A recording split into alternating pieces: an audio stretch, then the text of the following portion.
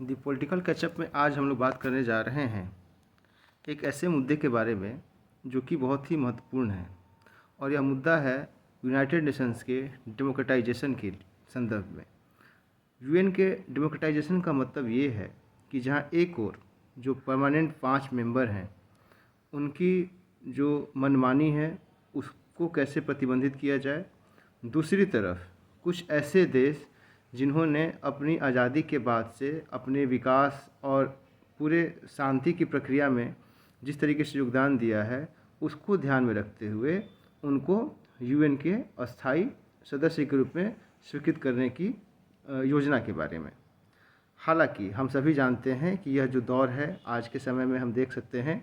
कि रूस और यूक्रेन के बीच में युद्ध की स्थिति है और ऐसी स्थिति में पूरा का पूरा जो विश्व है वह 2 समुदायों में बटा हुआ है। हाल ही में इसी कड़ी में यूरोपीय देशों की ओर से जो लगातार दबाव बनाए जा रहे हैं कि भारत ने अभी तक यूक्रेन में रूसी हमले की निंदा नहीं की है, यहाँ तक कि रूस पर पश्चिमी देशों की ओर से जो प्रतिबंध लगाए गए हैं उसके बावजूद भारत रूस से तेल खरीद रहा है। यूक्रेन मुद्दे को लेकर भारत का समर्थन नहीं जुटा पाने पर जर्मनी की तरफ से एक बहुत ही बड़ा अपडेट आया है। रूस यूक्रेन युद्ध में यूक्रेन के पक्ष में भारत, वियतनाम और साउथ अफ्रीका जैसे देशों का समर्थन हासिल नहीं करने से यूरोपीय देशों के बीच में एक नई बहस छिड़ गई है। जर्मनी के चांसलर ने पश्चिमी देशों पर निशाना साधते हुए कहा कि पश्चिमी देशों को विकासशील देशों के साथ भी समान शर्तों पर संबंध स्थापित करने पर ध्यान देना चाहिए, न कि सिर्फ जरूरी प्रस्ताव पर समर्थन लेने के लिए। रूस और यूक्रेन के बीच लगभग 1 साल से यह जो जंग जारी है,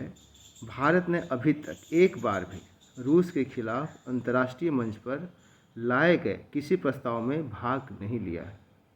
वियतनाम और दक्षिण अफ्रीका जैसे देशों ने भी रूस के खिलाफ किसी भी प्रस्ताव में वोटिंग नहीं की है।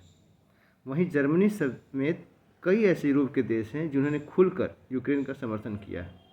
यूरोपीय देश भारत के इस कदम पर कई बार सवाल उठा चुके हैं। रूस और यूक्रेन के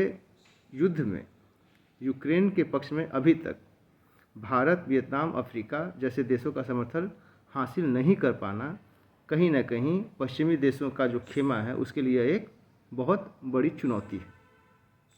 अब बात यह है कि आखिर ये सारी चीज़ें क्यों निकल कर आ रही हैं।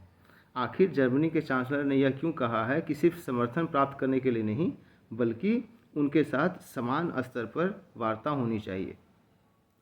तो अगर हम इसकी पृष्ठभूमि में देखें, हाल ही में G7 के बैठक में भी जिस तरीके से यूनाइटेड नेशन के लोकतांत्रिकरण की बात कही गई है और पीछे जाके आप देखेंगे अगर तो एक संगठन है IPSA जिसमें इंडिया, ब्राज़ील और साउथ अफ्रीका हैं जो हमेशा से इस बात के लिए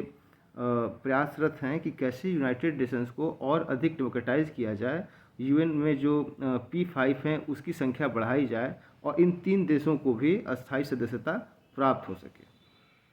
तो कहीं न कहीं यह जो बात छिड़ी है, यह जो एक बहस अंतर्राष्ट्रीय राजनीति के खेमे में आई है उसमें आप यह देख सकते हैं या बहुत ही आसानी से इस बात को समझा जा सकता है कि कहीं न कहीं यूनाइटेड नेशंस जो है वह कुछ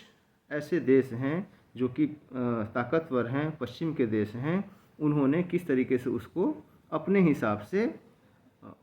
अपने हितों को संवर्धित करने के लिए इस्तेमाल किया है। वहीं तमाम ऐसे देश हैं जिन्हें ये लगता है कि उसको और अधिक लोकतांत्रिक बनाया जाए ताकि जो उसका उद्देश्य है उस उद्देश्य की प्राप्ति की जा सके।